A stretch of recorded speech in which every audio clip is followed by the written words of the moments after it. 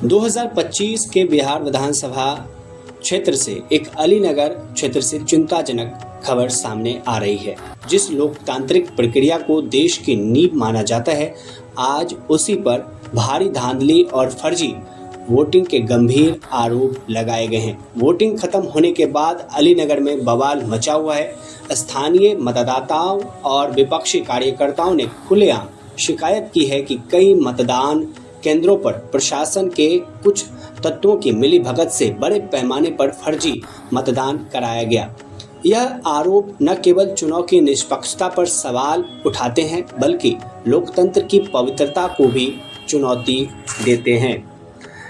इन आरोपों की गंभीरता को तब और बल मिला जब बिहार की प्रतिष्ठित लोक गायिका मैथिली ठाकुर ने इस पूरे मामले पर अपनी चुप्पी तोड़ते हुए सख्त नाराजगी व्यक्त की। मैथिली ठाकुर ने अपने बयान में लोकतंत्र के मूल्यों को सर्वोपरि रखते हुए प्रशासन और दोषियों को कड़ा संदेश दिया है।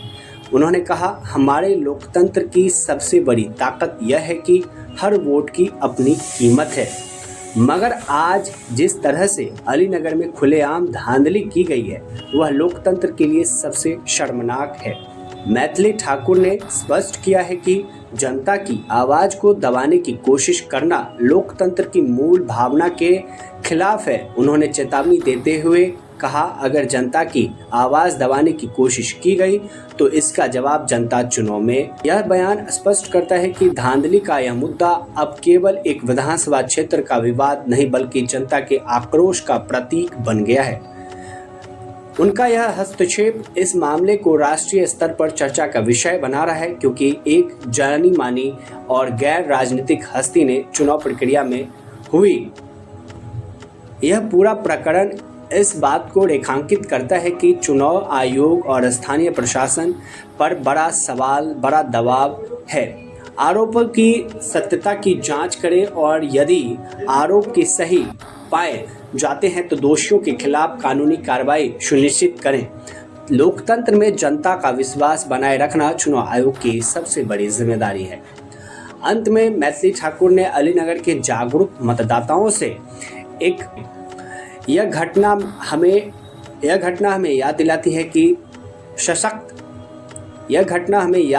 कि सशक्त लोकतंत्र के लिए न केवल निष्पक्ष चुनाव बल्कि जागरूक जनता भी आवश्यक है, जो अपने अधिकारों की रक्षा के लिए खड़े हों। अलीनगर के इस मामले पर अब देश की नज़र टिकी हुई है। क्या न्याय मिलेगा?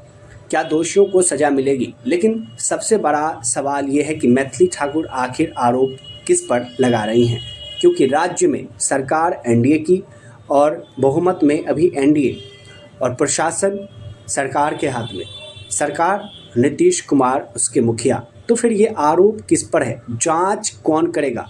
जहां आज के समय में चुनाव आयोग पर निष्पक्षता न होने का आरोप है, तो वहीं मैथिली ठाकुर भी अब इसमें अपना सहयोग दे रही हैं। आप क्या मानते हैं कि मैथिली ठाकुर का यह बयान किन मायनों में सही है, और क्या राहुल गांधी का समर्थन कहीं न कहीं मैथिली ठाकुर कर रही हैं कि सही तरीके से चुनाव नहीं करवा पा रहा है इलेक्शन कमीशन ऑफ इंडिया? इशारों में